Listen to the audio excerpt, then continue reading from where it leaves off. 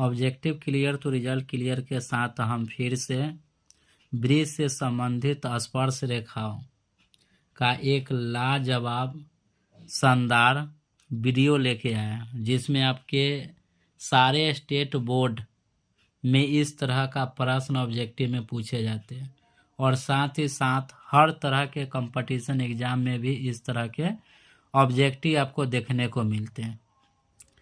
चलिए हम बारी बारी से स्पर्श रेखाओं से संबंधित ऑब्जेक्टिव को समझने का प्रयास करते हैं। यदि दो वृत्त एक दूसरे को स्पर्श नहीं करते, स्पर्श के क्या मतलब होता है, जैसे ये समझ जाइए। यहाँ पर स्पर्श के मतलब होता है एक तरह से सटना। स्पर्श का मतलब होता है आम भाषा में समझिए सटना। तो यहाँ वृत्त स्पर्श कर रहा है ना, तो यहाँ पर वही कहता है यदि दो वृत्त एक दूसरे को स्पर्श नहीं करती, ये तो अलग अलग है, स्पर्श नहीं करती, तब उभयनिष्ठ स्पर्श रेखाओं की संख्या कितनी होगी? 4 होगी। जब दो वृत्त एक दूसरे को स्पर्श नहीं करेगी तो उभयनिष्ठ स्पर्श रेखाओं की संख्या कितनी होगी? 4 होगी। 4 कैसे होगी समझिए।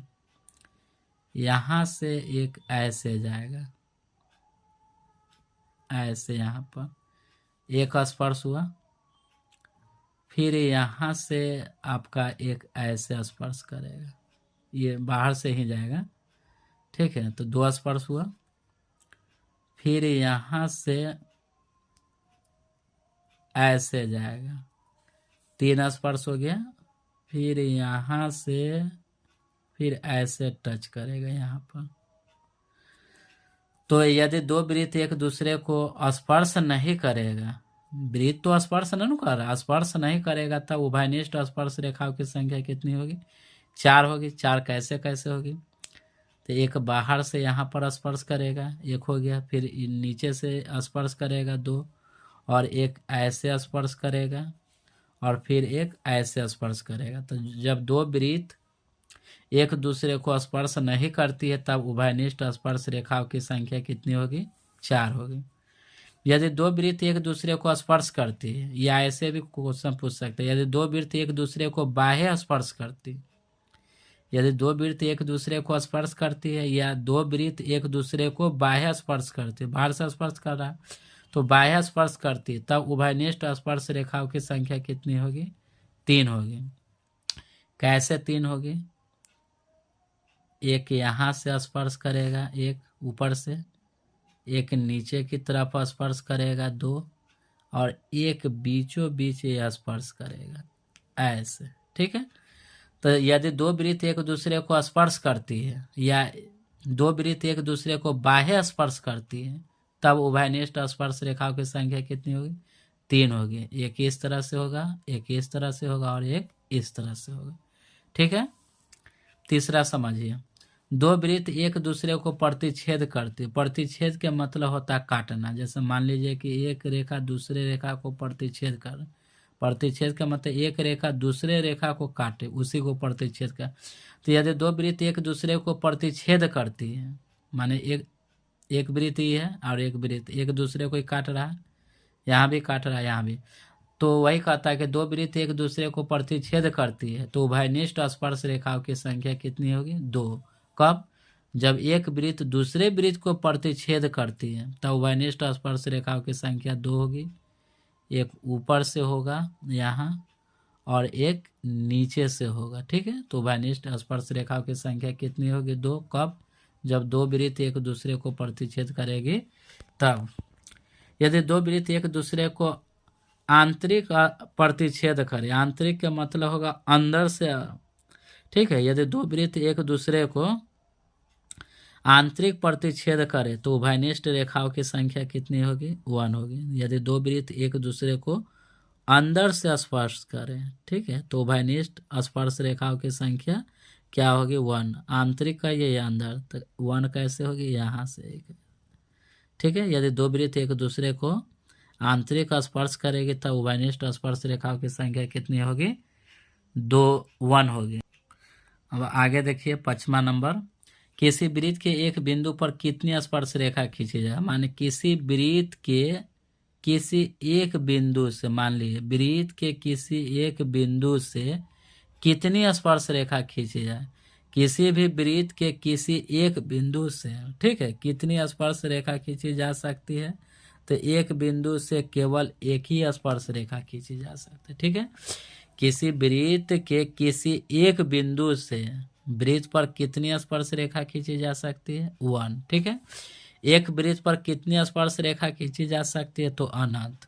अगर बिंदु से कहेगा तो 1, और एक वृत्त पर कितनी स्पर्श रेखा खींची जा सकती है, तो अनंत खींची जा सकती है। किसी बाह्य बिंदु से वृत्त पर कितनी स्पर्श रेखाएं खींची जा सकती है, किसी बाह्य बिंदु, मान लीजिए कि बाहरी बिंदु यहाँ, तो किसी बाहरी बिंदु से वृत्त पर कितनी स्पर्श रेखा खींची जा सकती है, तो 2 खींची जा सकती है। मान लीजिए यहाँ से हम एक खींचे और एक हम यहाँ से खींचे, ठीक है। तो किसी बाह्य बिंदु से वृत्त पर कितनी स्पर्श रेखा खींची जा सकती है, 2, और दोनों स्पर्श रेखाओं की लंबाई आपस में समान होती है।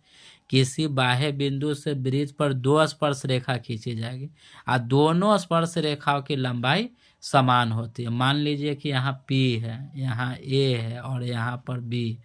मान लीजिए कि दे दिया कि 6 सेमी है, कि किसी बाह्य बिंदु P से AP और BP वृत्त की 2 स्पर्श रेखा है। यदि AP बराबर 6 सेमी तो BP बराबर क्या होगा, 6 सेमी होगा। तो किसी बाह्य बिंदु से वृत्त पर 2 स्पर्श रेखा खींची जा सकती है और दोनों स्पर्श रेखाओं की लंबाई क्या होगी, समान होगी, ठीक है।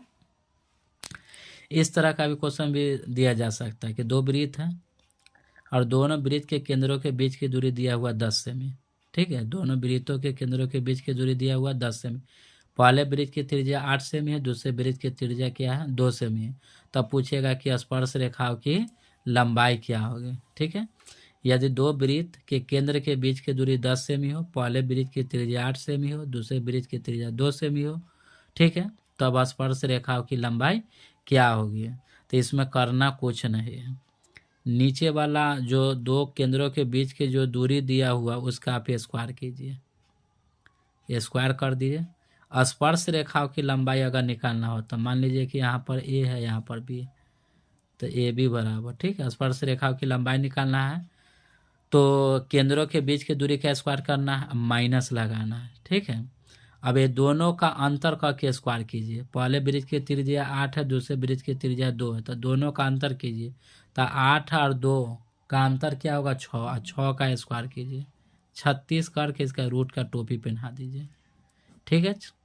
तो 100 में से 36 घटा 64 और 64 का वर्गमूल क्या होगा, 8।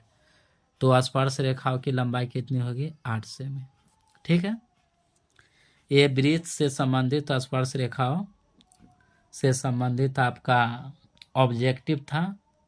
आप लोग का वीडियो कैसा लगा, अगर अच्छा लगा है तो चैनल को सब्सक्राइब कीजिए, शेयर कीजिए और लाइक कीजिए, और ज़्यादा से ज़्यादा अपने दोस्तों के यहाँ इस वीडियो को भेजिए ताकि जो इस बार मैट्रिक का बोर्ड का एग्ज़ाम देने जा रहा उसको भी कम से कम 2 नंबर ऑब्जेक्टिव क्लियर हो सकता है।